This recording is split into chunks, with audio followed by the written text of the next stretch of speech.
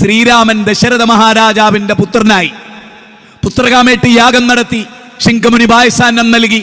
കൈകൈ, കൗസല്യ, സുമിത്ര മൂവരും പായസാന്നം ഭുജിച്ച് കൗസല്യയുടെ പുത്രനായിട്ട് ശ്രീരാമൻ ജനിക്കുന്നു. ശ്രീരാമൻ ജനിക്കുമ്പോൾ രാവുണ്ടോ? ഉണ്ട്. ശ്രീരാമൻ ജനിക്കുന്നതിന്റെ തലേ ദിവസം രാവുണ്ടോ? ഉണ്ട്. മനുഷ്യരുണ്ടോ? ഉണ്ട്. കാരണം ശ്രീരാമന്റെ അച്ഛനാ ദശരഥ മഹാരാജാവ്. കൈകൈ, കൗസല്യ, സുമിത്ര അവർ മുമ്പേ ഉള്ളവരാണ്. അവർക്ക് നാസാരന്തരല്ലായിരുന്നോ? ഉണ്ട്. അവർ വായു ശ്വസിച്ചിട്ടില്ലേ? ഉണ്ട്. അവർക്ക് മൂത്രിക്കേണ്ടി വന്നിട്ടില്ലേ? ഉണ്ട്. ഉണ്ട്. അവർ ഭക്ഷണം കഴിച്ചിട്ടില്ലേ? ഉണ്ട്. അവർക്ക് വെള്ളം കുടിക്കേണ്ടി വന്നിട്ടില്ലേ? ഉണ്ട്. അവർ ശ്വസിച്ചിട്ടില്ലേ? ഉണ്ട്. എങ്കിൽ അവരെ ശ്വസിപ്പിച്ച ശക്തിയാരാ? അവരെ വെള്ളം കുടിപ്പിച്ച ശക്തിയാരാ?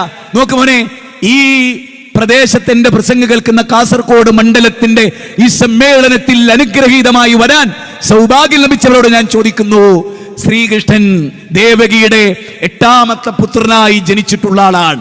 ദേവകിയുടെ 8ാമത്തെ പുത്രൻ എന്ന് പറഞ്ഞതിന്റെ അർത്ഥം എന്താ? ദേവകി 1, 2, 3, 4, 5, 6, 7 കുഞ്ഞുങ്ങൾക്ക് ജന്മം നൽകി 8ാമത്തെ പുത്രനാണ് ശ്രീകൃഷ്ണൻ. എങ്കിൽ എങ്ങനെ ശ്രീകൃഷ്ണൻ ഇവരുടെ ദൈവമാവും? ചിന്തിക്ക്. തലച്ചോറ് വെറുതെ തന്നല്ലോ.